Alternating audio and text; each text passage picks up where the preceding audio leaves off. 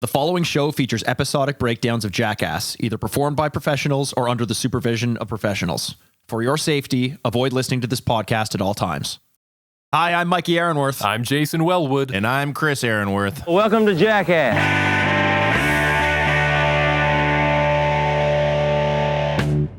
Welcome to Jackass. It's the podcast where we're on a path of destruction through every single episode of Jackass. We're three lifelong fans of the show, reliving the belly laughs, bad ideas, and broken bones.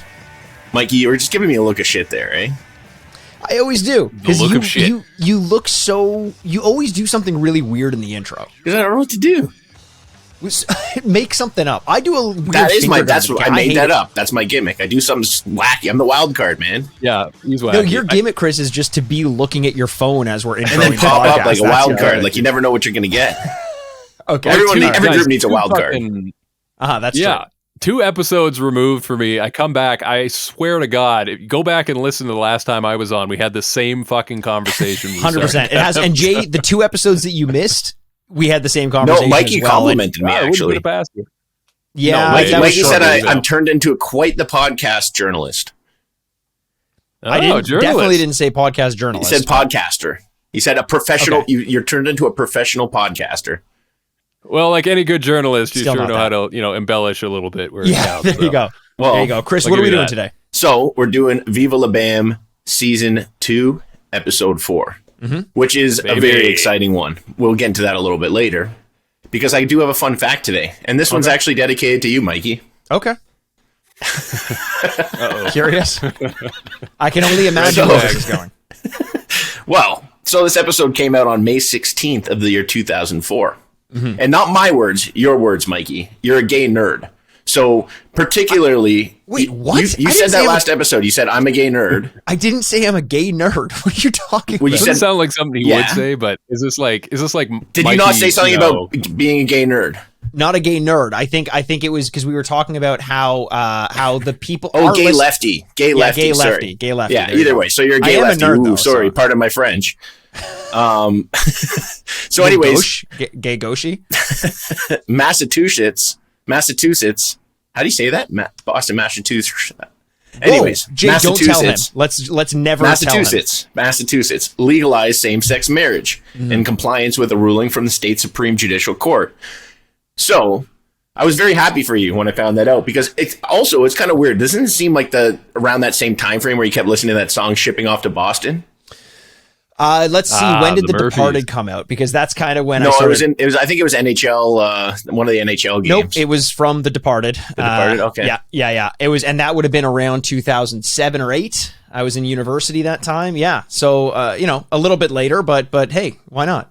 So what is your what's your point here, Chris? You must have been happy because you're a gay lefty. Oh, yeah. According to our listeners who side with you, you said that. You said that. It wasn't my words. Guys, don't get mad at me. These were Mikey's words from the last podcast. I'm just, trying to look out for him. All right. If you want context, go back and listen to last week's episode. Jay, we missed you. How have your last couple weeks been? I'm glad to see the quality of the podcast has not declined since I left. It's skyrocketed to the moon. We're like, the quality of this podcast is like GameStop last year this time.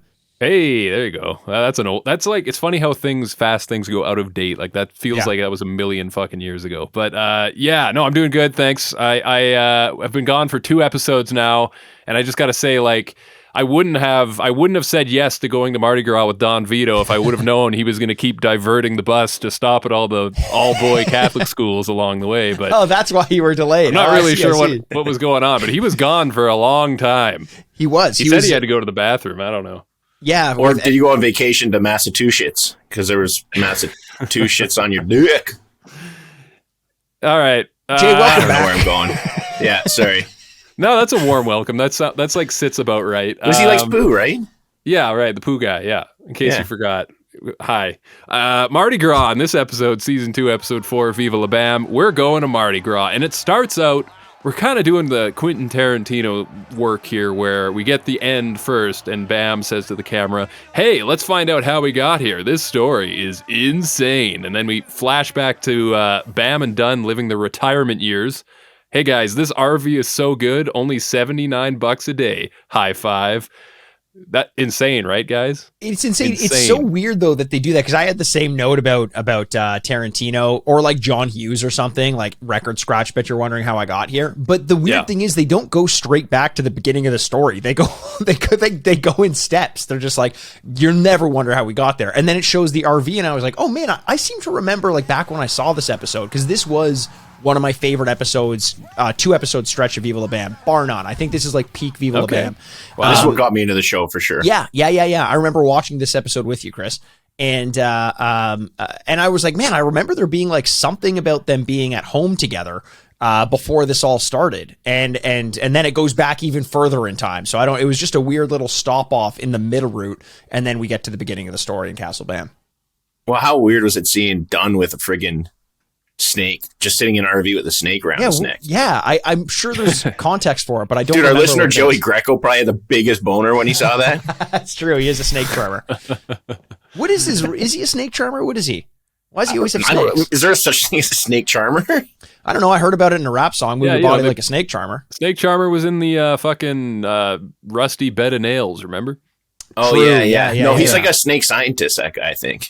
They're also enemies in the Aladdin video game, snake charmers. They just sit there. Mikey. Yeah, that's true. Great game. Great game. What was the one that you could throw the apple versus not throw the apple? Because that was a huge difference. It was Super Nintendo versus Sega Genesis. Yeah. They were two different games. Was way better. Yeah. Based on that alone, that you could throw apples? It's a huge dynamic to the game for sure. Okay, all right. You remember Aladdin, right? How many apples he threw? Yeah. Oh yeah. Yeah, I just remember going around. He was fucking lifting 5-finger discount on all those loaves of bread. Right, yeah, he's not just stealing loaves of bread for his family now. He's stealing apples to huck at snake charmers for some reason. Well, remember he did that move where he like rolled the apple down his arm and popped it back up and shined it? I fucking practiced that. Like, I'm actually a master at that to this day, because after seeing that movie, I'd go to your fridge and do it. Go to your fridge right now, Chris. Go to your fridge right now and grab an apple. I think I have a fucking apple in my fridge when I'm a nerd. I do. No, I bet you do. You think I'm a fucking librarian or a fucking public school teacher? Go grab an apple right now. Okay, grab something. You go, and Chris is going to show us. This is you heard it here first. You got to go watch it over on YouTube to see him do it. Jay bets that he's going to do this. He's not going to do it. Are you kidding? He's definitely not going to. There's not a fucking chance. And what was the deal with when you were a kid in grade school? Your parents always told you give the teacher an apple as a gift. Where the fuck did that come from? Who wants an apple as a gift? And I think you're just if all the kids bring you apples, it's like 30 fucking apples. What are you gonna do with 30 apples? You're gonna keep the doctor away for 30 fucking days, Jay. You're gonna smash those things down and be healthy for 30 days. Full month away from the doctor. Right. Hell yeah! Drum roll. All right, I don't have an apple. Okay, but I have what do you got? Egg. Oh, That's this is even better. All right. No, it doesn't roll straight. Doesn't roll straight. Chris, sorry. Slide over a bit. So no, I just got a new couch. No Chris, way. it doesn't matter. You have to do it. No. Chris. I thought it was a good idea until I actually tried to scope it out. Here, I'll do it with. I don't have anything to do with. Can you just eat the egg, just whole, shell included? Just put that in your mouth right now. Do it right now. If it was a hard-boiled egg. I thought you had a hard-boiled egg. I thought no. That's legitimately a real egg, and I was like, I thought about it, and I'm like, if it was like actually perfectly circular, I could go. I don't know what we're doing here. This is supposed to be a Viva La Bam podcast, but now you went this far. You didn't bring out an apple. You said you could do the apple. You got an egg. You left the fridge open. Mikey's going to have some fucking work to do now. You got to edit all this shit. Well, you know what? I wouldn't if he weren't making so much noise in the background right now. Oh, here you go. Now he's got a lemon. I found a solution. Look, he's got a lemon. It's like one of those real juice. Wait a minute. No, that's not what he does. You just threw it in the air and caught it again. No, he goes. Hold on. No, he does. He rolls it down his arms. Chris is doing that's like what I'm doing. That was closer. I don't know. I think Mikey wants to see like a nice pop off the bicep, you know? I did the first time. Do it instant replay. It was the first time was the best time. Okay. Anyways, whatever. I don't know what we're doing here. Again, we lost all our listeners before we even got started. I don't think we did. I thought that was pretty good. I don't think we did either. It's pretty fucking slick. Would have been cooler if you could actually do it, but whatever. I fucking did. Listen, guys, it's Sunday, 7 a.m. The skating dream team arrives at Bam's house. We got Honey Talk, Tim O'Connor, Jason Ellis, Donny Barley.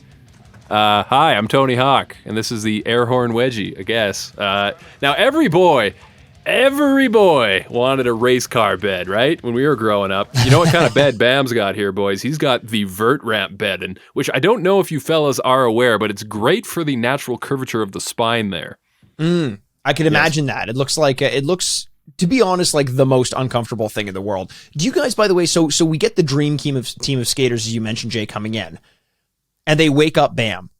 Yeah. Do you think this was staged, or do you think this was real? I think this was real, and I think when they wake up Dunn, it was staged. Oh, okay. They already had cameras in the room with Dunn. He would have heard all this commotion for sure. Yeah. He seems like a heavy sleeper. I don't know. As we'll see soon. Maybe. I don't know.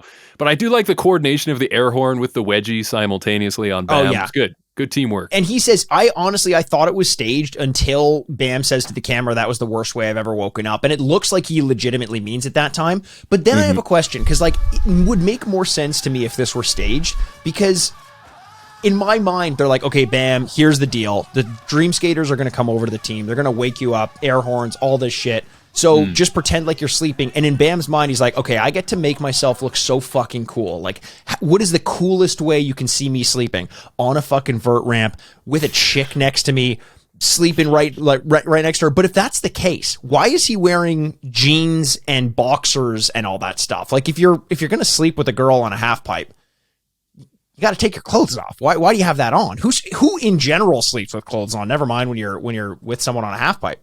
I was thinking about that. Like, there's no way he actually sleeps on a half pipe like that, just on a mattress. But look what these guys were doing with their lives. Like, I remember doing some pretty reckless shit at that time, like when I was younger and we're just doing all this crazy shit. There was this romanticized version of like living that you're just like living this rock star lifestyle. And you bring a chick back and you're like, yo, come crash on my skate fucking vert ramp bed, thinking you're all slick. You're so wasted you forget to take off your fucking clothes. Like, I could see that being the case for sure. It could be the case that he was so wasted he forgot to take them off. But I think if he's bringing someone to the vert ramp or the half pipe, he's taking his pants. That's first thing he's doing is taking his pants off. I've never been so drunk that I haven't been able to take my pants off. That's not true. You're not trying hard enough. Yeah. I'm not trying hard enough. Yeah. Yeah, it was probably his cousin. Sorry, I was just going with the whole, we're staging everything, it was last minute. Hey, Is that when you do to look cool, Jay? You invite your cousin over to fucking sleep in bed with you? Well, no, but there's no contact here. It's Hey, I'm from Calgary. What do you want, man? I was going to say, and these guys are from Westchester, so it could actually be his cousin. But I'm just thinking, like, Mikey, you might be onto something there about the whole, like, yes, this is a staged thing. Like, hey, let's get in here and make this look as cool as possible. But what's cool about getting, like, that wedgie? He had some hang time there. If I remember correctly, they pull him off the ground for a few seconds. So they tear his boxers off of him, which is pretty rough. Care if you got your copy of fucking Teen People Weekly on the bed with you and your skateboard and your cousin, half-naked cousin. You ain't looking cool coming out of that one. That's all. That's true. And like ugly looking boxers too. Like, or I guess those would have been the style back then, but like those haven't aged very well. What was he wearing? They were just like big, like unfitted, just baggy boxers that with like a weird pattern. Fitted? Wait, what? Yeah, what I get them tailored. Yeah. I get them all tailored actually. Are you more of a boxer brief guy? Tidy whities? I am more of a boxer brief guy at this point. Okay. Yeah. Do you think like those just straight up undies from like the 90s are ever going to make a comeback? I think they should. Oh, fuck, I hope so. I think they should. No. Those are great. I think they should, but I don't think they should be white, because you're playing with fire if you wear white underwear. Look, they're still selling them. Go to Walmart. They're on the shelf. Somebody I know, but I'm like, who the fuck is wearing those things?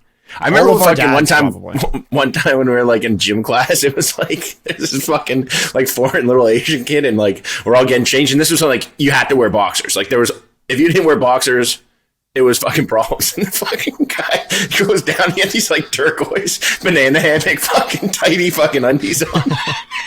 And like it was so bad that people didn't even like make fun of him. Like they're just like that's the I worst. just feel fucking for this guy. Like I can't believe his fucking mom's making him wear these things. Cause like when you're back in the fucking class, oh my god, that is the worst when it's so bad that no one even makes the bully's just like, oh, this guy got it rough enough. I'm not touching that. But listen, guys, okay, Bam gets the wake up, and you already said it, Chris, that Dunn should have woken up as well. I mean, like, it was loud enough, all the commotion, but he does Bam goes into Dunn's room here, and he says, you know what, I just got the bad wake up, I'm returning the favor now. Always take your frustration out on your best friend, why not? Dunn is a stomach sleeper. We've confirmed that. He's a tummy sleeper here. And let's get Double J. And I don't mean two of yours truly here. I mean, we're going to get Double J, Jeff Jarrett on Ryan Dunn's ass here and break a guitar over the poor guy. Which I don't know, something about the smack and the impact. Like the guitar doesn't shatter into a million pieces, but it just kind of, it like forced a chuckle out of me, just the way it hits him. It was good. It was very slapstick. And it looked painful too. It looked painful the way it happened. You want it to break almost. You know those things where like sometimes if you like hit something or like they say if someone hits you with a bottle, if it doesn't break, it hurts way more than when it does break. Speaking of that, and actually in context for once of this episode, Steve-O, did you see that clip where Pontius tries to whack him with that bottle and you just hear that fucking clunk and it doesn't break? Yeah. So he was on a podcast I was just listening to today, and he was telling this, they're like, why would you do that? Oh, it was your mom's house with Tom Segura and Christina P. Yeah. And they're like, why would you do that? And he's like, I had a video that I posted a while ago of Pontius breaking a bottle over my head, and it shattered first try, and everybody thought it was fake. So he was like, later on, it was bugging him for like, I think like a couple of years, or at least some time like that. And he was like, fuck, we got to try it again just to like prove that it's not fake. He's like, I don't fake any of my shit. And it clunked, and he's like, okay, that's fucking perfect. So he put out that video again. Oh, Jesus Christ. Imagine carrying that much that you're willing to take a bottle to the head. Yeah, no thanks. Yeah, I got a full like beer can unopened to the eye, right above the eye once, and I had to get stitches from that. So I can't imagine a fucking bottle's any better than that. Did you miss your mouth? How did that happen? Yeah, it was my own really doing, excited Mikey. to drink your beer. Yeah. I don't know, some crazy. They called the guy Pop Can for a reason, you know? Not because of his dick. It's because he got. Looks like a massive chode or what? What is that? What you're? I don't know. Yeah, whatever. I'm tired like today, Pepsi. boys. Listen, guys, I've never had a bad wake up, I don't think, like this before. You guys ever get fucked with, have friends wake you up in some crazy manner like this? I think short of like, plug the nose, I think that's probably the worst of it for me. How about you guys? Top of my head, I'm sure I have, but nothing's coming to me. Chris, I feel like you probably have a story about this.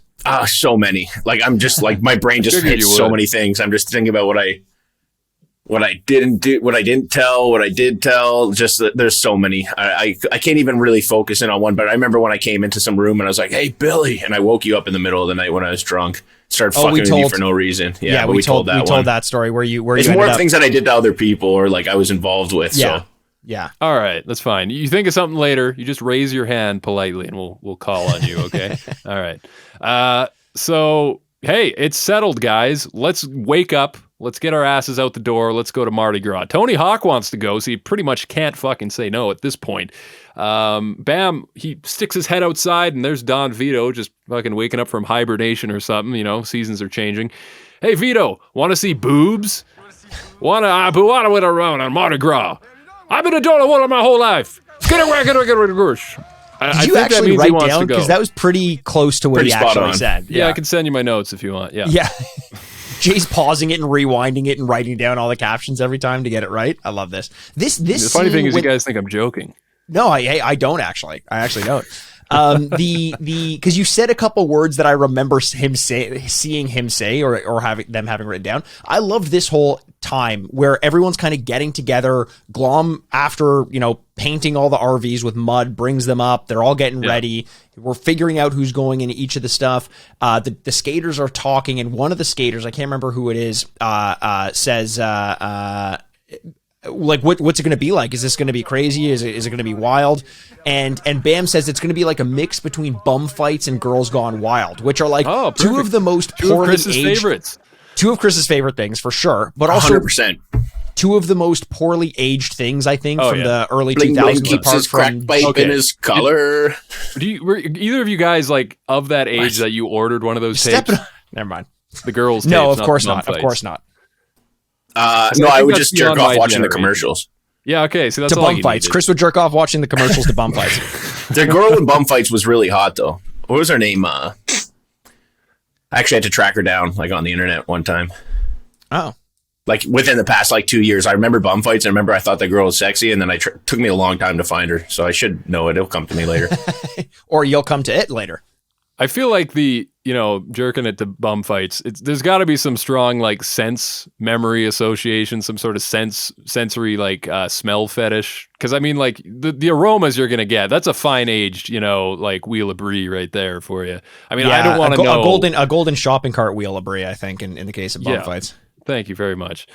Always able to put a bow on things. I miss doing this podcast. Glad to be back. Listen, guys, so you can't go and get a fucking team of skaters, superhero team of skaters into an RV without, of course, hooking up the hitch, the trailer package. I mean, they paid for it. They might as well bring something with them. I love that. And here they've got the portable skate ramp. This thing's fucking tiny, but hey, they're going to get a lot of use out of this. Probably more than I thought they would. But yeah, it's hooked up like your dad's tent trailer. Like, yeah, basically. Leave it to Glomb to be the guy who just decides, like, I'm going to build a fucking skate ramp that we can attach to the hitch here. Like, that. Yeah, it's just such a him thing. By the way, on YouTube, we had someone leave a comment on one of our videos, because I always pump Tim Glomb's tires. I think he's great.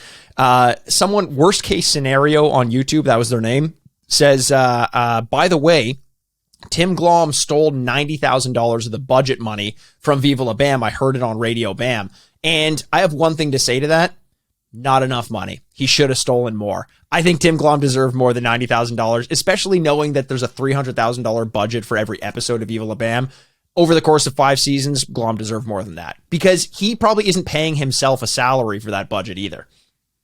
Yeah, I don't even know if that's, like, I'll take that with a grain of salt. Like, no knock to, like, Bam, or I don't know who's talking about those things on those podcasts or whatnot, but there's been quite a bit of recent times where Bam's kind of been on a bit of a tangent and just throwing out random accusations and random shit. I'm sure some of it's true and some of it's not. And what do I know? But like, when people are kind of in those mental states, let's say, like, you just don't really know if they're just like being just trying to get things back or say what's going on. I don't know. You take it with a grain of salt. Yeah. Hey, the man doggy paddled all the way home on a piece of plywood. Hey, the man. I think he earned his keep. I agree. I couldn't have done it. That's all I'm saying. 3 Mile Island. Only he could have done that. Hey, what better way to make this road trip fun than to split up the teams? We've got the Cool Guy RV versus the Nightmare RV. I don't think it's actually called the Cool Guy RV, but it's the Dream Team and the Nightmare Team. I love it. Whatever one Bam is in is the Cool Guy RV, is what I'm saying. Of course. As a kid watching this, because in the Nightmare one, you got the Margeras, you got Glomb, you got Karts, Vito. Rake, and Raab and Vito. I remember so hardcore cheering for the Dream Team in this one. Like when I was watching it as a kid, they were my sports team. I wanted them to win. had your nachos and your foam finger. What's that? Had your plate of nachos and your foam finger. Oh yes, exactly. 100%. I had some wings. I dummied wings like Vito and Phil from last week's episode. Nice. Hey man, I think like I was expecting the road trip hijinks to be a little more like. I think is it season 1 of Viva La Bam where they do the scavenger hunt? Yes. Yeah. It doesn't quite go that far though, unfortunately. I think I set my expectations a little too high, but I remember it being way more significant too. I do. Yeah. I remember I thought it was like the whole episode was about that, but it's really only about 5-10 minutes of this episode, if that. Totally. But I mean, hey, to get to Mardi Gras, they need to travel 1,200 miles. That's 20 hours of driving. And hey, it's a nice little trip with the family, We get a call back to 3 Mile Island there as they pass by. Bam looks at the camera and says, good times. Good times. Yeah. I didn't pick up on that. That's cool. Yeah. Yeah, I'm just wondering how long till Vito starts asking, are we there yet? Because, hey, it's either that or he's going to he's already passed out. He's sleeping. They're like 20 miles in, he's already asleep.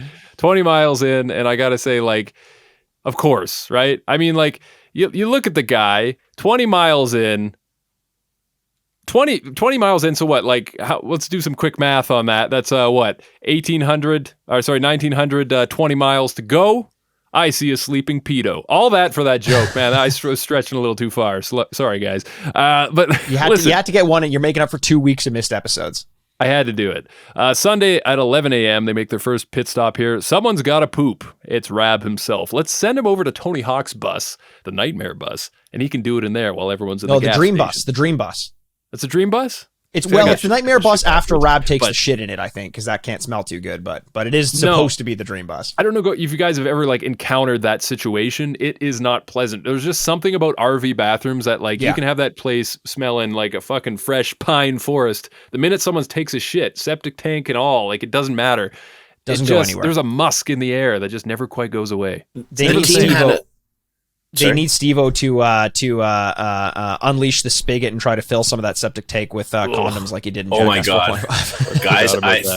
I don't know if I should do a spoiler on this because Steve-O was like very adamant that he wants his condoms back. The show that he was doing, like the bucket list tour. He wants it. Like he's like, don't film anything, yada yada. Don't talk about anything. Keeps everything pretty tight-lipped, but he might or might not succeed in doing the condom drop. Oh, really?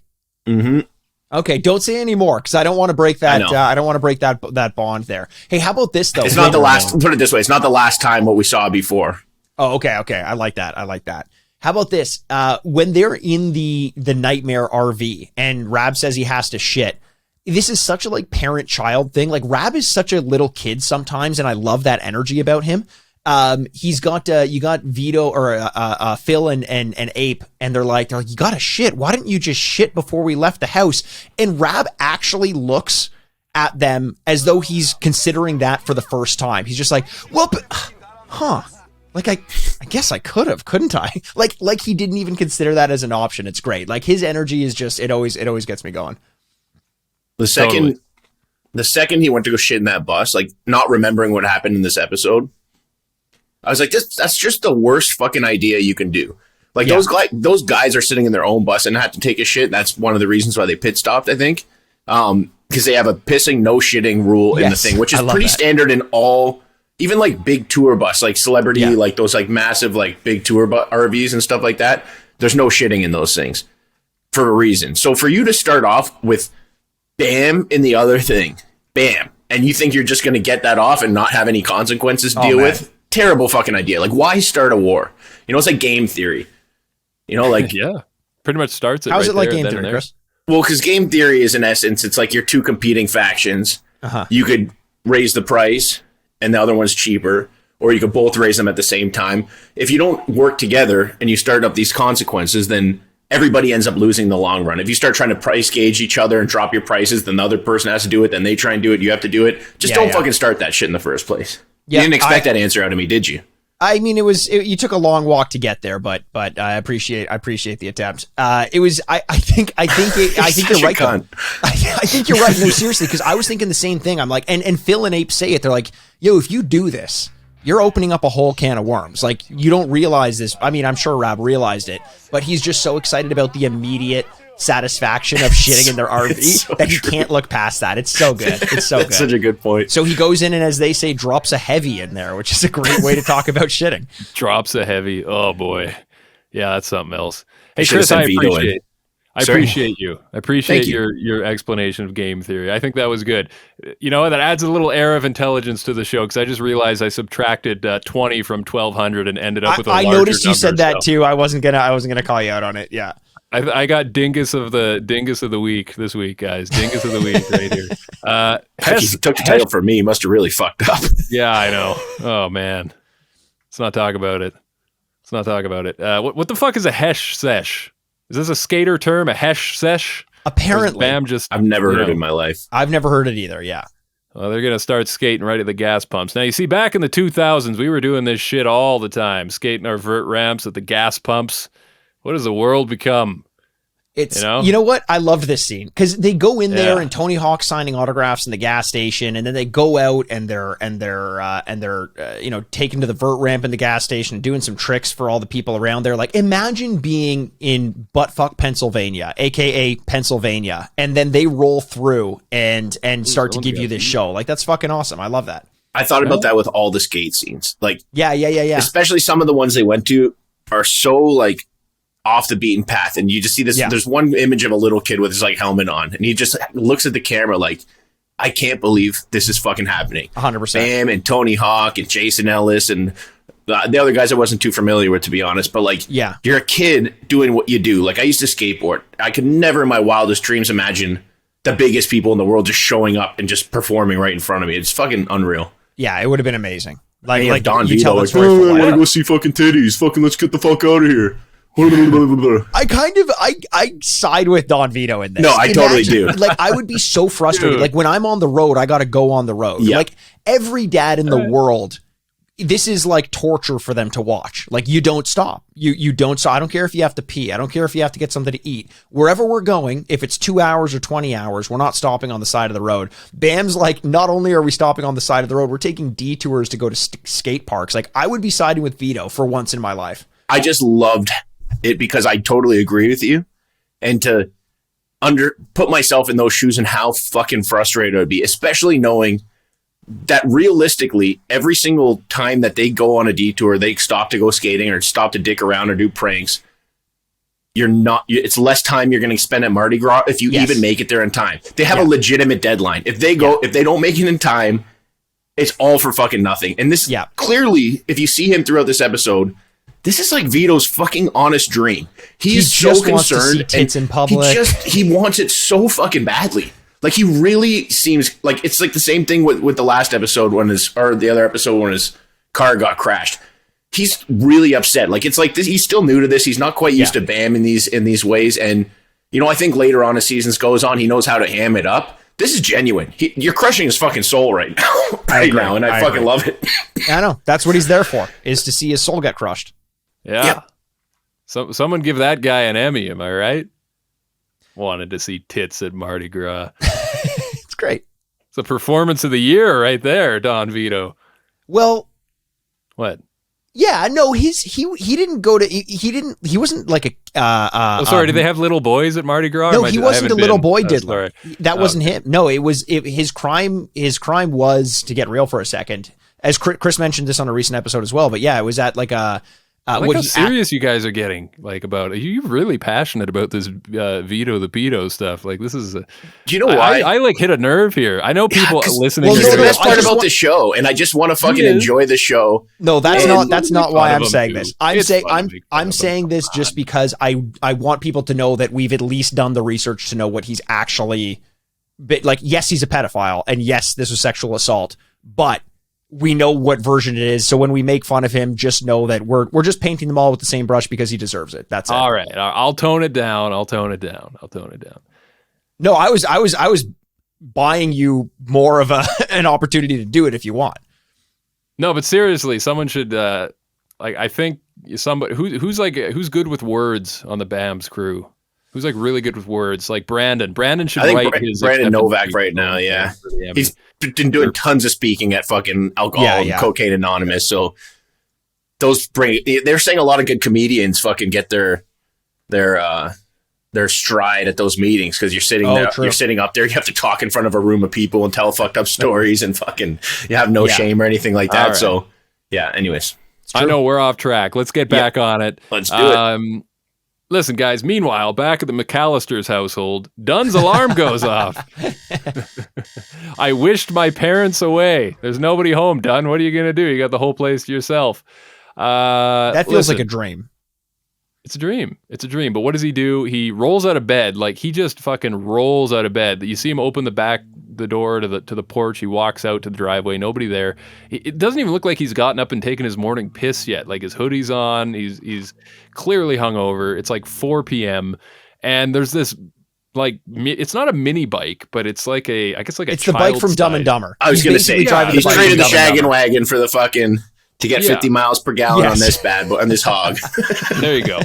And without a thought or anything, he just hops on this thing, says, fuck it, got to get to Mardi Gras, and that's it. He's off on his way. So back at the bus, we're in Pittsburgh now. It's about 4 p.m. there, and I just went over this fucking part.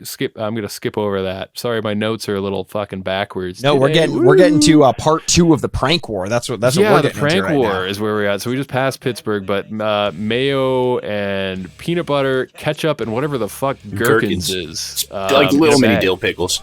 Yeah. Okay, gotcha. Gherkins. They put that shit in a plastic bag, and the idea is that they're going to take this bag and put it in the microwave of the other guy's bus and see what happens. So Tony's the man for the job here. He fucking smuggles this thing out like he's like doing a fucking border crossing here or something. He is slick. It's just Vito in the bus when he gets there, though, which I think is perfect for him. Because, I mean, like, if you're going to get away with something like this, that's the guy you want there. He's never paying attention, right? So Vito asks him, what are you doing? Yeah, it's less than that. Like, Vito is the perfect person you want here, because I think the listener and us as we're watching it, we're thinking, like, how did Don Vito not smell this? Like, it's so bad that Tim Glomb eventually throws up just because he has it on his body. Like, it's so bad. And I realized, actually, that based on last week's episode, I think that Don Vito looks at food the way that dogs look at smells. Like, to them, there's no good or bad. It's just information. The stinkier the better. The stinkier the better. It's powerful. It's sustenance that he's going to put into his body. Like, he downed a sardine milkshake on the last week's episode, and it was just like, this is just more food for me. How could I dislike this? This is great. Right. So when he smells just a mix of ketchup and mayo and gherkin and all that shit, he's probably just like, oh, someone's heating up their lunch. Like, the best who am I to judge? Tony tells him it's just popcorn. And he's sitting there, and he's just kind of just chilling. And then when Tony kind of just beelines out of there, after a while, he gets up and he's like, wait, that's not popcorn. What the hell is that? Instead of turning off the fucking microwave, he just leaves. Lets it simmer even more. It's fucking awesome. Yeah. Dude, I'm sitting here, and I just wanted to, I wanted to give props to Tony Hawk, because he's across the skateboard community. He's kind of had times where he's been in the ups and downs where people are saying, he's like commercialized skateboarding and he's a nerd and yada, he's not hard and all this bullshit, right? Like, he's a multi-millionaire at this point. One of the biggest legends that the sport's ever seen. And he's riding in a bus, participating in a pretty fucking gruesome prank war, sleeping with all these people. The bus fucking smells like shit. And he's always in these Jackass films. He's always out and about. Like, he really is a lot more like fucking gangster than people give him credit for. He's beat the shit out of his body, and he just loves the culture and the sports, and people take that away from him. And I think it's fucking unfair. It's like you're a victim of your own success. People just fucking can't. They want to bring you down because you're so far ahead. Yeah, exactly. Yeah. At this point, sure, Tony Hawk Pro Skater 1, 2, 3, and I think 4, possibly Underground and 2, because this came out in 2004, right? Yeah. This episode. So in Tony Hawk, right, I think it was Pro Skater 4, he talks about them handing him a check for $7 million. So he's doing A-okay at this point. He was was making millions of dollars when he was like fucking 16, 17 years old. Yeah, but he said that this was the biggest check that he'd ever received. $7 million. True. I mean, it's a fucking massive check. So this is just to say more to your point. Like, he did not have to be doing this, and he was game for it. And you can tell there's like, it's almost like Wayne Gretzky around other hockey players. Like, he's just on such a level that the people around him who are great at their craft just are still almost nervous around him to be like, except for fucking Don Vito. I was just going to say that. This whole episode is calling him out. You tell him you're the old one. You fucking tell him to stop fucking doing this. 100%. It's great. I love how he doesn't give a fuck, man. Don Vito does not give a fuck. Yeah. Well, another thing too with Vito in this part is, especially like going back to the popcorn in the microwave there, he forgets that, something's amiss here. He's got the goldfish brain thing going on, because he's kind of, that's how Vito seems to be, right? Like, he reacts to stimulus, he responds on to the next idea, right? So when he's in there questioning Tony, he forgets about the popcorn, and he forgets, oh shit, yeah, the reason I'm upset right now is I want to go to Mardi Gras. So he starts bitching out Tony about, hey, why are we not going to Mardi Gras? Then almost out of nowhere, it's just like he's digging. He's just digging through the dirt and trying to find something to be angry about so he can get some semblance of control over the situation. He looks at Tony and just yells at him, and stop skateboarding, as if like... That's part of the problem here. It's skateboarding. It's almost less than that. He does the biggest like dad move of all time, like such a manipulative move. He's going to Tony. He's talking to him. He's like, Tony, like, you don't want to skate anymore. You don't want to. You do enough of that. You do it all the time. Let's just go to Mardi Gras. And then Tony just kind of doesn't acknowledge him and walks away. And then Don Vito says to everyone else, "Hey, Tony doesn't want to skate anymore. He says we should go to Mardi Gras." Like, he put words in his mouth. I'm like, that's such a scumbag move. Yeah, he's trying to negotiate with literally the most famous and successful skateboarder on the planet. 100%. That he's no longer, your heart's not in it, Tony. But just throw in the towel. Okay, Vito. I love when he calls Tony Hawk a Molly Vulcan liar. Not sure what that is, but now they've got, they got to clean up the mess, right? So someone goes in there and finds this bag in the microwave. They pull it out. Of course, the whole chase ensues, right? Somebody's got to get this. So they're trying to figure out, who's going to get pretty much the hot water balloon full of all these nasty condiments. And, the fight ensues. But soon enough, we're, back on the road in no time. Oh, shit. One thing I do got to mention, though, you guys. You notice that they dropped the glass plate that goes in the microwave? That's just a nightmare situation right there. I don't know if you felt the same way as me, but... It's anxiety-inducing because where do you find a replacement for your microwave specifically? I don't want to It's a very adult thought to have. That is a very tough thing to find. No, 100%. Where do you find the replacement? I don't want to be on hold with Sanyo customer service for a whole afternoon. Do you? I'm the opposite. I dropped the other day, like I knocked over my water glass beside my bed and it shattered. And it was like in the middle of the night, and you wake up to get some water. Yeah. And I looked at it. I saw like some clothes on the side and I just kind of like pushed them into the corner. No, Chris. No, you didn't. Dead serious. And this is water. This isn't booze. This is dead sober in the middle of the fucking night. Because I'm like, I'm not waking up to fucking clean glass right now. Yeah. And for like 2 days, I just ignored it. I've been working so hard. I haven't had time to like deal with shit. I stepped on glass like 3 fucking times. Luckily, it was like a cheap glass. So it wasn't that like super sharp glass. Yeah. I would just be like, fuck, what's on my foot? And there's a piece of glass. I finally fucking cleaned it up after a few days. I was just like, I just couldn't be fucking bothered. It was just pushed it into the corner. Oh, man. Well, this all happens in the middle of something that actually really pissed me off when I was watching it as a kid. Because the prank, again, I mentioned I'm cheering for the Dream Team. And this is a Dream Team prank, and this is a good prank. This is how they get revenge on Raab for shitting in their RV.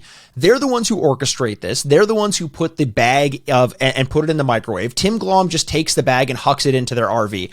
That's not another prank. Yeah. That's retaliation. That's all that is. So they say that it's all knotted up at that point. That Glomb pranked them. If Glomb pranked them, then when Ellis comes back out and throws the shit on Glomb and he throws up, that's another prank in the favor of the Dream Team. And you know what pisses me off about that is we'll find this out eventually. When they call a truce to the prank war, the Nightmare Van wins. And that's all because they didn't account for the pranks properly. And that's fucking unfair. I couldn't agree with you more on that one, Mikey. I really was thinking the same thing. Like, pisses a prank me off. needs to be two separate thoughts, like, or not two separate, but each one has to be a separate thought and a separate prank. You can't just, if someone fucking sprays whipped cream in your face and you wipe it off, and it's like in Jackass when someone gets shit on them and then they chase them out. That's not another sketch, right? Or when Wee Man sprays Ryan Dunn with the super soaker full of piss, and then Dunn takes it and sprays Wee Man. That's not a prank. You're retaliating to the 100%. Prank. Yeah, exactly. Yeah. I couldn't agree more. Glad somebody cleared the air. Jesus Christ! We were all feeling a little tense. Yeah. We were all a bit on edge. But thank God we've got something bright in our future, and it's the next stop, Athens, Ohio. Athens, Ohio. There's an Athens in Ohio. Yeah, baby, come on. Could you imagine the balls? Some of the greatest philosophers of all time came from Athens, Ohio. That's it, right? That's where the real Athens. The balls on someone to walk to the middle of Ohio to like a fucking field of corn or something like that, and say, you know what this reminds me of? The birthplace of classical philosophy, the epicenter of sciences, architecture, the humanities. We're calling this place Athens. No, don't do that. That's a fucking cornfield. Yeah. Did you hear that comedian's bit about that? What? No. Oh, really? It wasn't the Athens. It was like with Paris, but it's basically the exact same point as you just made. I thought that actually, I kind of didn't think that because it's something I would do. I would hear a comedian rip it off and put it in my own words, but like I know you got a little bit more integrity than that. But yeah, there's a pretty good bit about that. I can't remember who it is though. I can't imagine I'm the first person to think it's strange that somewhere in the Midwest is called Athens or somewhere in like Ontario. Down south is called Paris. Oh, Paris, Ontario. That's exactly what they're talking about. Fuck, there is a Paris, Ontario. Yeah, that's exactly what they said. They're like, how fucking dare you? Anyway. So 8:30 a.m. now for Ryan Dunn, who's currently going 31 miles per hour throughout the countryside on his little bike. He wants to soup up the bike, though. He's just not quite happy. He knows that if he doesn't get a little more juice out of this thing, he's not going to make it on time. So he takes it into a shop. They take it in for him. And within minutes, we see the souped up bike getting rolled out. And how fast we going now?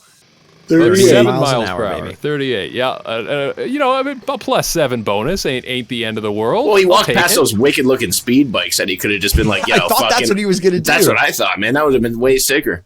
But guys, I'm worried here. I'm worried at this point, right? I'll be honest. I don't remember whether he makes it or not. I don't remember the end of this episode and how it all shakes out. But I started to get anxious because I hate traveling and I hate being late. I couldn't help but do this. Okay.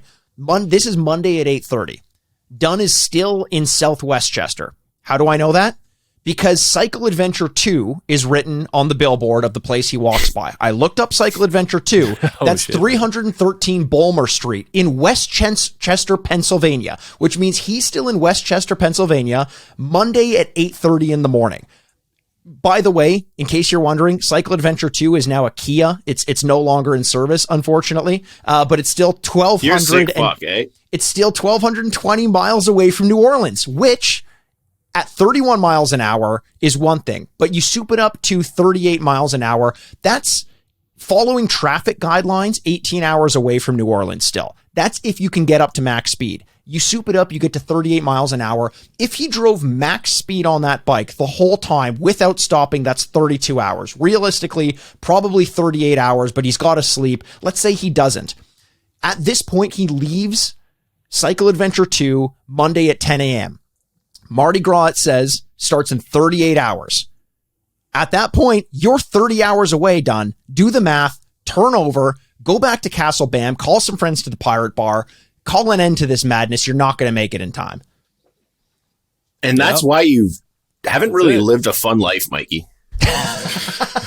No, because I found ways to save time. If I'm going to waste a trip, It's all about the struggle and the adventure, man. You know how many fucking crazy, weird situations I got in because I didn't think? I just let the liquor take me. I just let the liquor take me. Fair. No, you're probably right. But I let the math take me there. You did the math. Yeah. So you're a gay lefty nerd, that's for sure. I mean, I am at least two of those things. I wouldn't quite call myself a nerd, but you know. You just fucking said you let the math take you. That's true. Okay, maybe I am. Yeah. All right. Fine. Yes, you're right. What does E equal, Mikey? E equals MC Hammer. Somebody went to the maybe not University that much of of a nerd. Athens, I can see. Listen, guys, the BAM crew is asking for a skate park, you know. To which Vito responds, "You've been skating your whole life. No more skating." He doesn't want any of this shit. But Bam does, or sorry, I should say not Bam, but rather Vito does like a Big Brother confession cam here with Big Brother Phil on the couch, and he's just venting his frustration. You know, the boys have went out skating yet again. Tony Hawk is just ruining this whole trip for everybody, clearly. I mean, this all could have just been avoided, though, if they just packed a duffel bag full of hoagies. I mean, you think they'd know this by now. Honestly, so true. You know what we haven't touched on yet, and I'm pretty sure it's already came up, is one of my most distinct memories from not only just this part of Viva La Bam, like this kind of double episode thing, but of it in general, is the Vito anger thermometer. Oh, yeah, like, as it keeps fucking going up, yeah. I just have this, just the anticipation, like, when is he going to fucking blow? And I can't wait for that moment to happen because you know the fucking subtitles are coming out in full effect. You know the fucking words are going to make less sense. Sorry? Yeah. No, do you guys remember, is the Vito anger thing something that comes up in other episodes or is it just this one? Because I remember it so distinctly, but I wasn't sure if it was just this one. I think it didn't happen before here. We've seen it before because I think not before here. No, but I think you see it in the show, and I think that formula, you hit the nail right on the head. That is the formula, because when that meter fills up, it's like you get your special in Street Fighter 4. Yes. You know, and then the subtitles come out, and that's like the payoff, you know? Speaking of formulas, the formula for Vito is Vito anger equals skateboarding times 4 divided by Tony Hawk and lack of hoagie. Yes. Let the math take you, my man. That's it right there. See, by this calculations, by the beginning, by about 10 minutes into episode 2 of this trip, he's going to hit that point. Chris, give us a prediction. What is the timestamp in episode 2 that Vito hits? 10:02. Using your math. 10:02. I'm writing that down. So 10:02. Vito hits the true anger. If I fucking hit this, I swear to God, I did not fucking watch the next episode. So that I will be very fucking happy if my calculations work out. Honestly, I would too. That would be fucking hilarious. Then I could be a nerd too. Yeah, you can. Okay, good. You stopped yourself. Yeah, The crew, speaking of stopping themselves, stops at this park. It's also in Athens, Ohio. And I imagine that this Dream Team crew, including Tony Hawk and Bam Margera, going to this place in Athens is the best thing to happen in Athens, Ohio since the founding of Ohio University in 1804. And the only thing that's exciting to have happened there until December 10th, 1996, when Joe Burrow was born. Yeah, right there, but The Joe Burrow was a good fact. okay. Yeah, It caught me off guard. I was about to start ripping into you for your freaking weird ass research. I like it though. You're showing your true self. It only took a few episodes, It only took over a year. You're trying to play Yeah, it at least cool for the someone's first doing it. 86 episodes, and now fucking your nerd's fucking finally showing through. So Vito's had enough at this point. He's fed up with all the skateboarding going on. We had enough of that shit. What are we watching here? Viva La Bam or what's all the skateboarding about? I don't know. But he has a fucking one-on-one with Tony. And Tony, it looks like Tony's pretty much like, calm down, Vito. We'll put a damper on the skateboarding. Okay. Man, I actually read that a little differently. Vito was so aggressive, and I bet you no one talks to Tony Hawk like that. He looked a little bit thrown off. Like Tony looked a little bit like, oh Jesus, like he's coming at me. Like what do I do?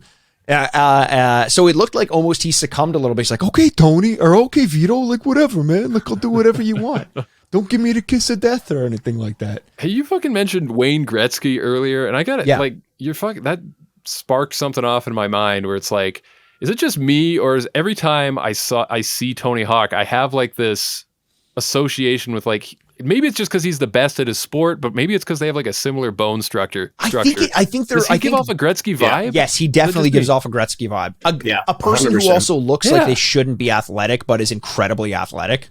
Yeah, weird, right? I don't know what that is. He's got a Gretzky face. Yeah. But there you go. So the confrontation's over. They got to hit the road. We got miles to cover here, people. The war does continue for a little bit. Like Mikey alluded to earlier, there is a truce. But before that, they show a little montage here.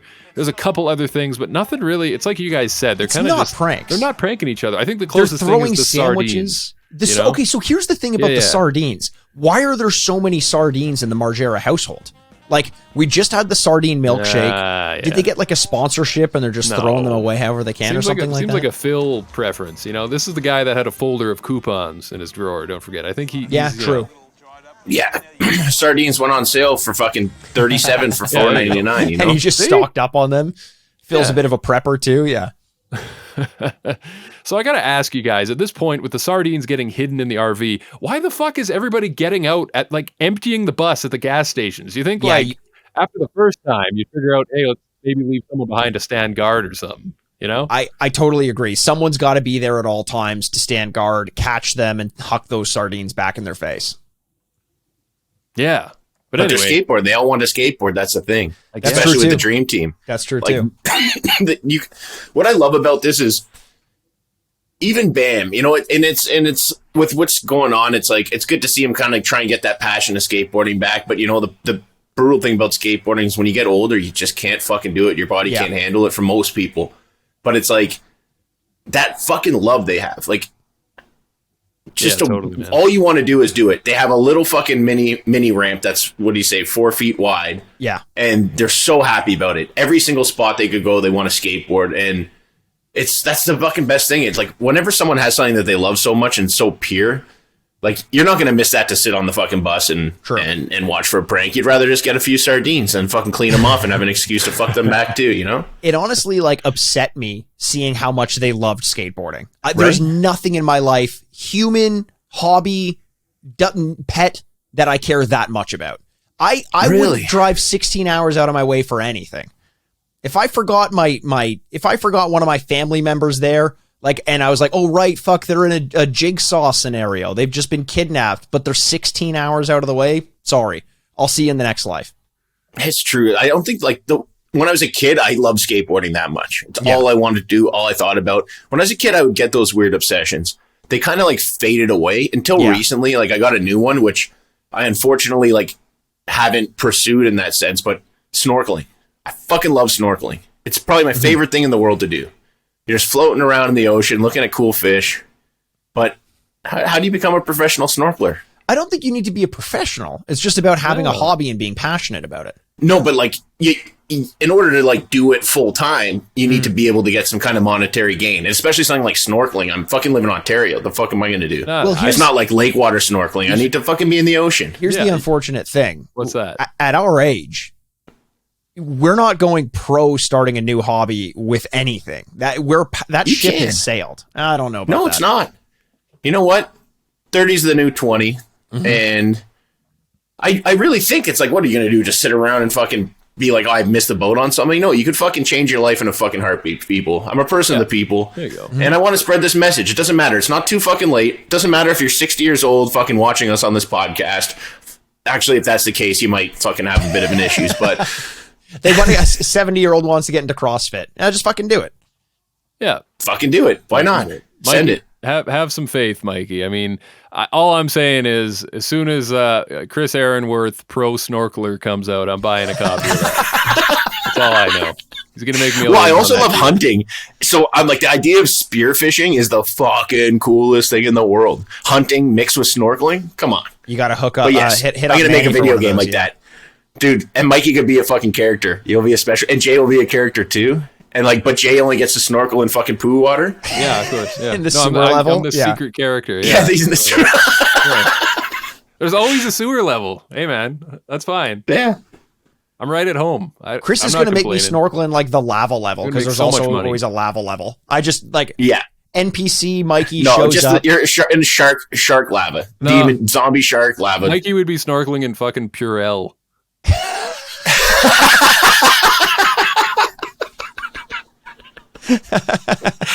Oh, we missed you, Jay. I'd still need to take a shower after I got out from snorkeling.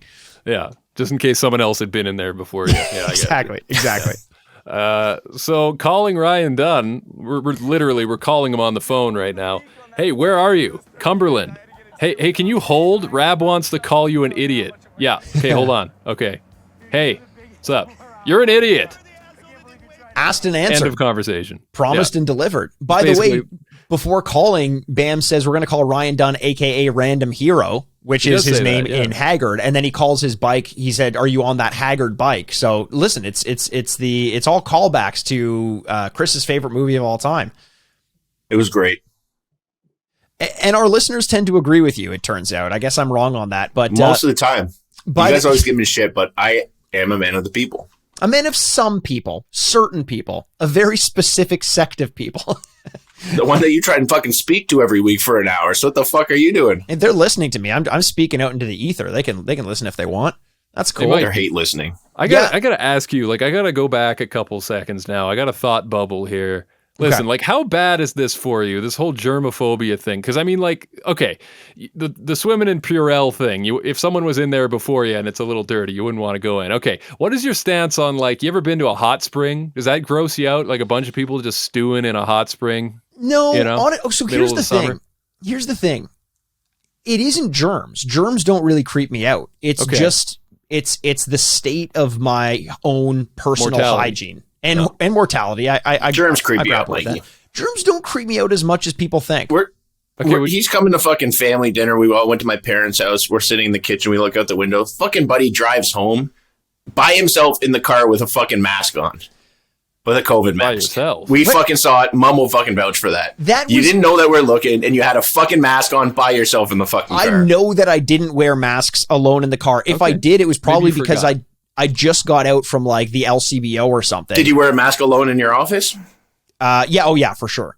100%. Recirculated air, baby. It's recirculated air. At that time, we didn't know how close or far I was in. Yeah, no, 100%. 100%. This was like 3 weeks ago. That's definitely not true. That's definitely not true. Going back to the old bacteria soup, though, for a second, if you will. I remember this one time when I was a kid, my dad took me to a hot spring, and it was like the middle of summer when all the tourists were out. This is out in BC, and it was just so packed with people that it was over the limit for sure. But they had these like seats that you could sit on in the middle of the springs that would sounds gross. Yeah, if you wanted to be elevated out of the water a little bit, there's like these little pedestals. And there was this one kid, this squirrely looking kid who had clearly been in there for so long that his skin was starting to peel on his knee. And like a hungry squirrel preparing for a long winter ahead, he was gnawing on the skin on the outside of his knee that was peeling in the middle hot spring, and I've never forgotten that, and yet I can still stomach going into hot springs. And I just wanted to bring that up because I thought it was a good visual.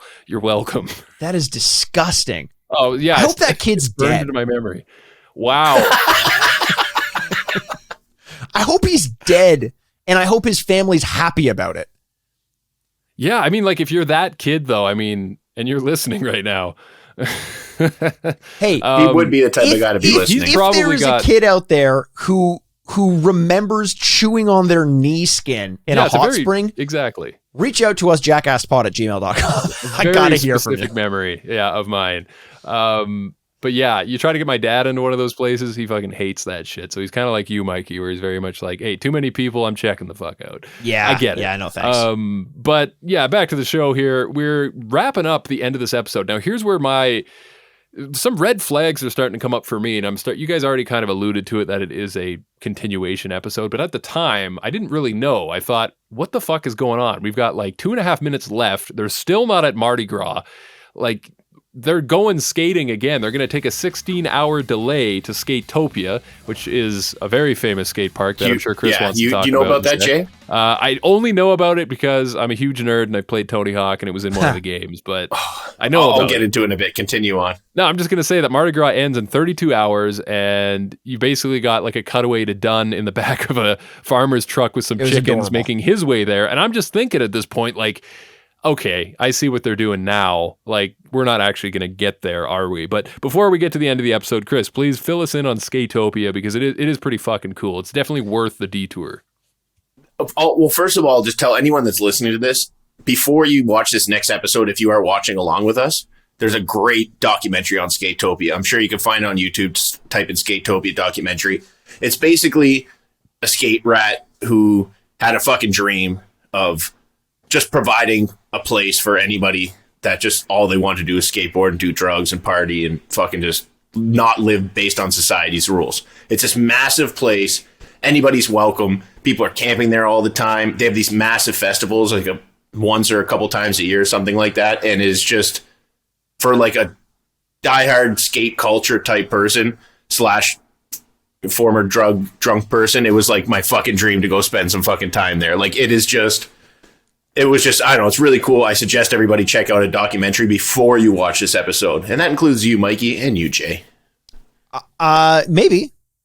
Yeah, I could take that invitation. That sounds pretty sweet. I love shit like that. It sounds cool, though. I agree. It sounds cool. This is the detour that I was like, there's no fucking way. I would not be okay with going 16 hours out of my way to go to that place. They fucking passed it and they're going back. And it's Glomb's idea. I wouldn't be okay with it. By the way, we should check in with Ryan Dunn, as you mentioned, Jay. I think he makes up a little bit of time by hitchhiking with all these chickens. But when he's in Cumberland, Maryland, he's 31 hours away. So he's 200. Cumberland, Maryland is only 211 miles away from Westchester.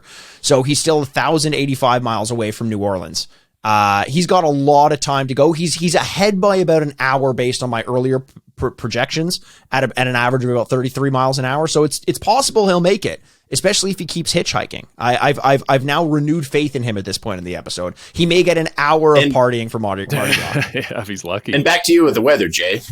Yeah, thanks, Chris. Thanks for the traffic report, Mikey. It's piss and rain over here. No, but Mikey, I don't know if you knew this, but it's a fun fact that farmer that picked up Ryan on that day was a humble scholar from the town of Athens. He was by the name of Plato.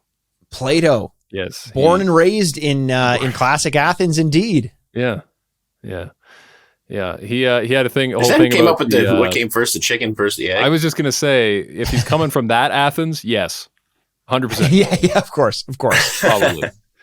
Yeah, he'll tell you about the philosophy of the nature of our existence, and then tell you why they keep the pigs separate from the chickens because the pigs kept trying to fuck the chickens. He's a colorful character. I am like, my brain is just firing now. I want to go to this other Athens and just see like if this is like some secret, like we're making fun of it, but you go there and there actually are really smart fucking people there that are like, some of the greatest Ohio people University. on the planet. The reason why it's called Athens, Ohio, is because the university was founded there in, I think, 1804, and it wasn't originally Athens. It was part of like Washington, Ohio, or something like that, and they called it Athens County because there was a university there. So they wanted to think of it as the center of learning and intelligence, like the county for learning and intelligence. And what better place to name it after than Athens? So there is actually a reason for it, but. No, I take all that shit. Ridiculous reason. That's no, like me that's taking lame. care of my fucking lawn and calling my fucking the district of my lawn Augusta. Thank you. Yeah, you could. No one's going to stop you. But I thought that was so smart, man. Fuck. It's like, okay. It's Athens, good. No, that was good. Ohio. I like that. Okay. All right. Thanks. Athens, I'm a Ohio professional is podcaster like again. It's like the off-brand Rice Krispies, you know? And the It is. It's like the RC Cola of cities. Forget all that. Remember when nice Quagmire was in the Forget fucking about it. desert and then he's like, "Oh, that's a mirage," and they see like a Pepsi thing, and then he's like, "RC Cola, shit." But it wasn't actually Quagmire. It wasn't actually Quagmire. I did that on purpose. All right. Chris is notorious for his Quagmire references. I'm going to try to steer this farmer's truck to the end of this episode because we are way off. We've derailed, but that's okay. This whole episode's kind of been like that a little bit. I think like there's one little funny moment here where they're flying down the highway and they open the door to the bedroom in the RV and you see like bouncy Castle Phil back there, just like, bumping up and down. Yeah. And then the shame he has when he looks and realizes he's being filmed and his tummy was just on display. He did not like that. Oh yeah. It was just like oozing over. Yeah. But 1 minute left in the episode. We're still not even at Skatopia yet, so I can already tell, they're not going to show us any of that. That's going to be saved for part 2.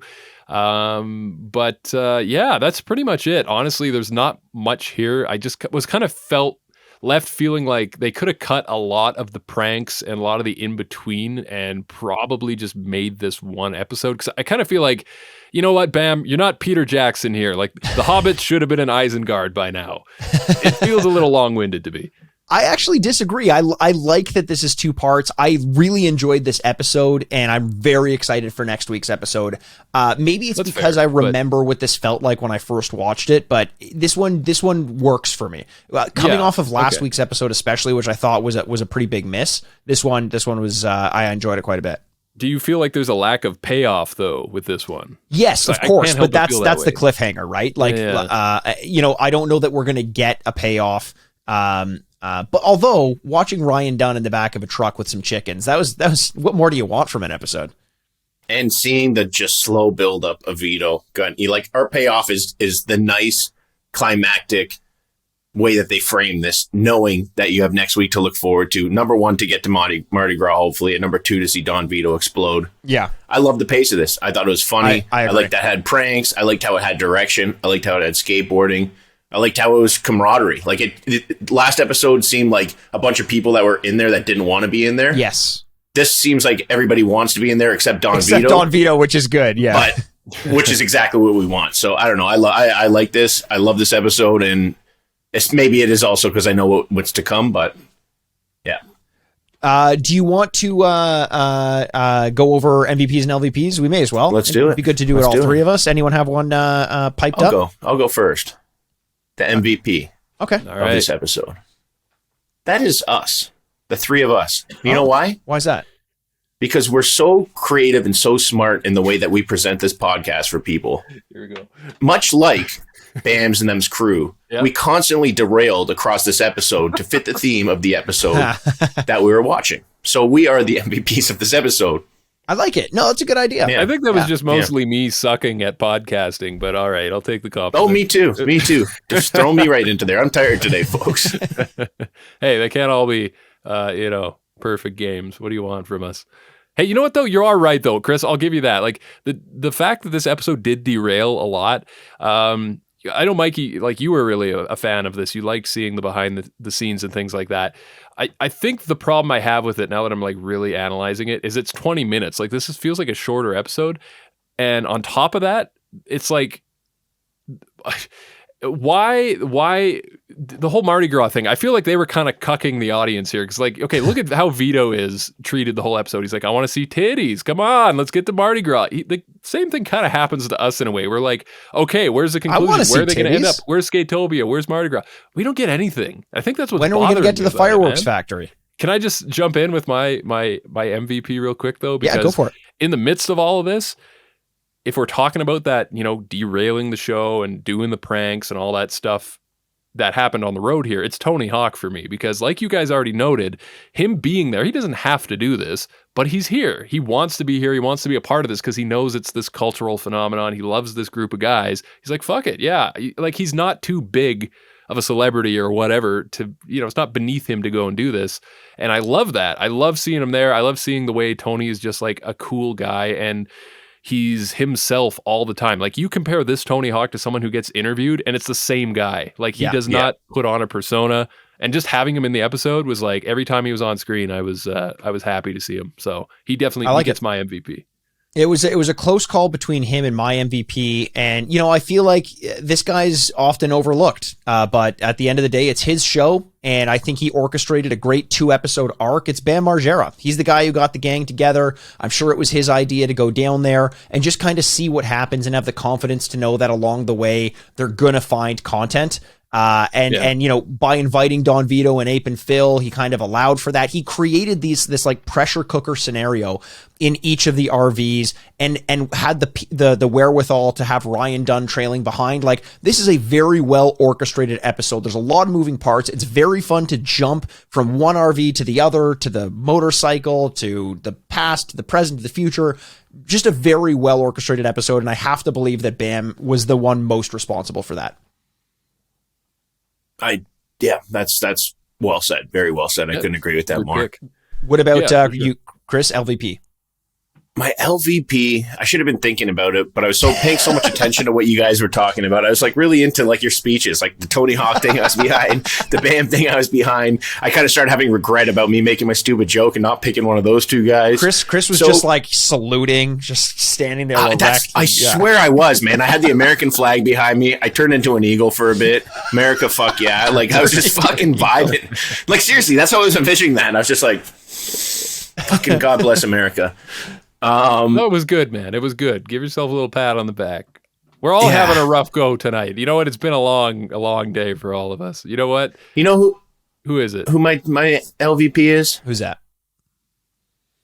Just because I put myself in these situations, I got to pick Raab, because I would just for starting the fucking prank war. Like, I like watching it on TV. It was fun. It added a nice dynamic to this, but fuck you for getting us all, like, no one fucking won there. That was all fucking losers. We won as an audience. So, okay, cool. Bless him for that. But if I was in that situation, I'd have to pick Raab for starting that in the fucking first place. I like that because I hate that conflict that's brought on and the fact you're going to be thinking it. We didn't mention this, or I didn't mention this at the time, but when they do decide to bring a truce to the prank war, is there a better feeling in the world when you decide to truce against someone in a prank war, and all that tension? Because when you're in it, you're constantly fearing for your life and for your well-being and for the smell of your RV. That feeling of just like camaraderie. You've never been closer to another human being in your life when the both of you agree that you're putting all this aside. I love that. Like, Mikey, imagine you got that shit dumped on you, knowing there's not a fucking shower in that RV and you have to travel the rest. What the fuck would you do? This upset me so much because, and I think it was Tony Hawk finally, who's just like, guys, I can't do this anymore. Like, it smells like mayo, peanut butter, gherkins, and now anchovies or sardines or whatever the fuck. Like, what are we doing? We're all hungover. No one wants this. It smells like fumes and fucking Glomb's over here driving like a maniac. Yeah, I agree. That would suck. Jay, what about your LVP? My LVP. All right, guys. Let me ask you this then, real quick. You ever, significant other, someone you live with, maybe your mom, I don't know, whoever's there with you. How about all three at the same time, Jay? All three at the same time, you sicko. You get asked, hey, can you go do a grocery run? Go down the store, pick up some bread. We need some milk, eggs, and while you're there, get some gherkins. That's when you say, that's a fucking woman's job. I ain't doing that shit. Jesus. Okay. I should have expected. Should have expected that was coming from you, but Hence why I'm divorced. hey, you know what? We got free speech in this country still, right? Oh, Chris Say is whatever saluting you again. want. Chris is saluting Yeah. again. That was your America moment. There you go. Oh, that was almost That like was way too. whoa. Chris almost Jewish, did please. it. I'm Jewish, please. You can imagine what he just did. Sorry, Jay, continue. It's the gherkins, though. I mean, listen, why gherkins? Listen, when you got the competition on the marketplace, when you're the guy in charge of whatever company is marketing their jar of pickled cucumber as a gherkin, I mean, Bix is got the game won at this point. I mean, I feel like it's just classic. It's a stubborn old man type, like a Vince McMahon who's stuck in his ways and can't adapt to the new product. He's saying, "No, that's our name. We've been gherkins since my great grandpappy started this company. We're going to be gherkins going forward till the day I die, and I pass this company on to you, little Timmy." And he doesn't want to listen. But who the fuck's buying Lil gherkins? Timmy Gherkins? Timmy Gherkins is the greatest name I've ever heard. Yeah, he definitely didn't get bullied at all in grade school. Not A with that last name Gherkins like money, that. baby. It's gherkins, baby. Change the I like fucking it. name. I didn't even know what a gherkin was. That's probably a lot of you are shaking your head at me, but fuck you. I'm a Bix man all the way. Baby dills with garlic. I could eat And a now whole we jar know. of those. And now we know. Jay, yeah. gherkins isn't a brand. I think it's a that's type the of pickle. No, I know it's a type of pickle, but you ever see gherkins printed on a Do you, jar? though? I don't think he knows that, Who's Chris. buying that? No, he I think does. he's lying. Everything you just said negated the fact that you knew that. So wait, in your world, Jay, Yes.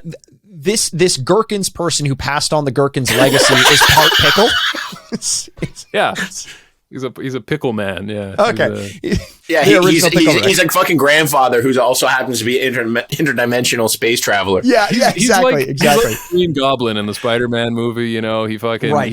he got too high on himself, had to test his own product out on himself, and he became part pickle. And from there, he's just been trying. I'm somewhat of a pickle myself, Peter. Thank you. Ooh, Pickle Peters. And on that note, I'm my as pickled as a LVP Peter right now. Mikey, you go. My LVP is going to be, as Chris takes a drink from his glass, is Chris's fucking glass from this episode.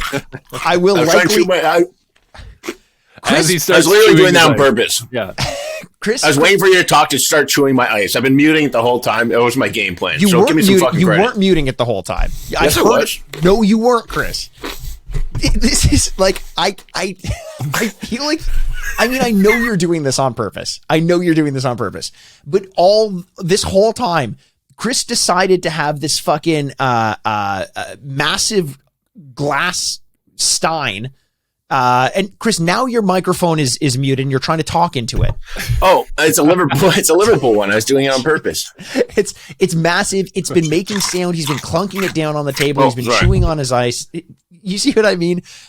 I've been distracted trying to think about how much longer it's going to take me to edit.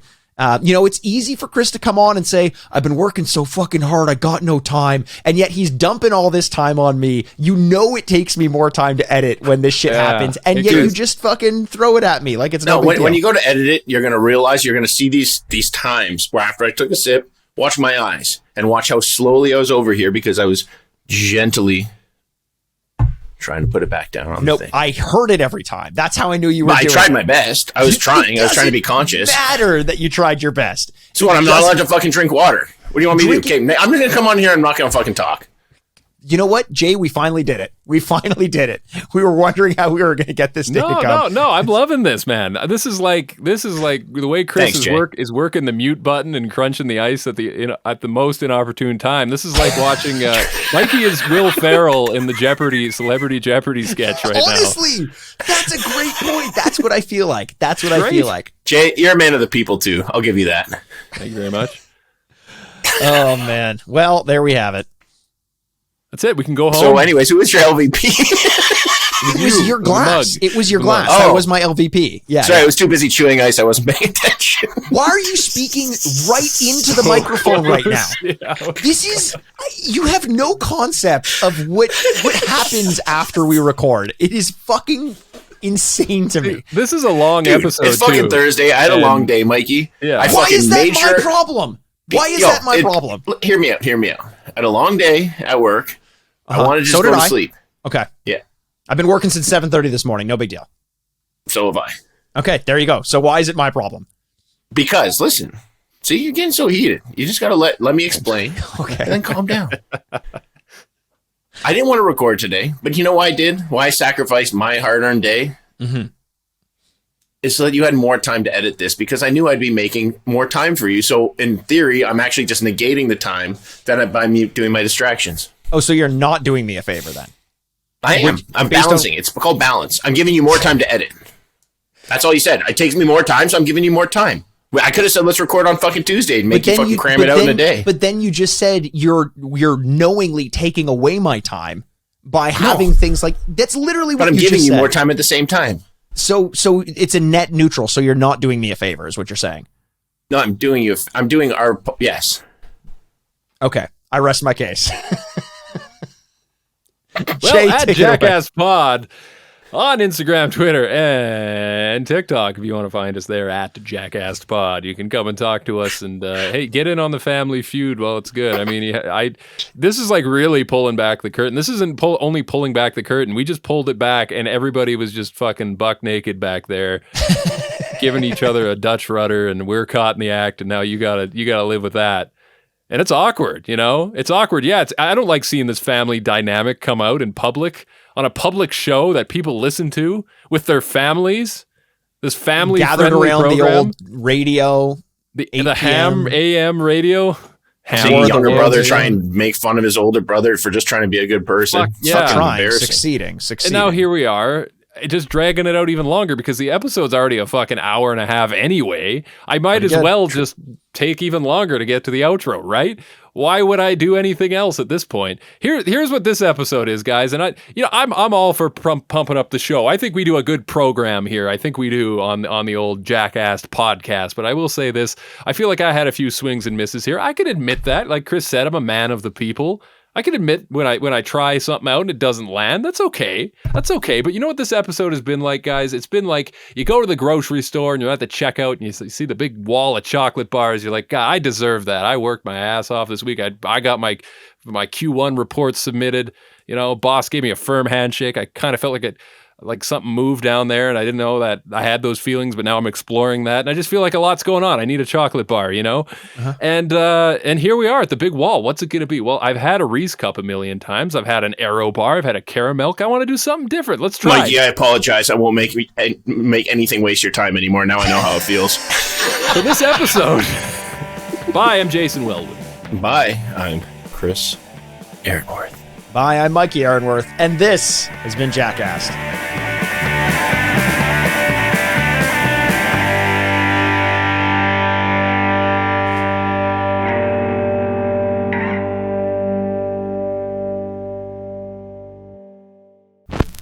Furnished by Sad Styles Productions. Get into it!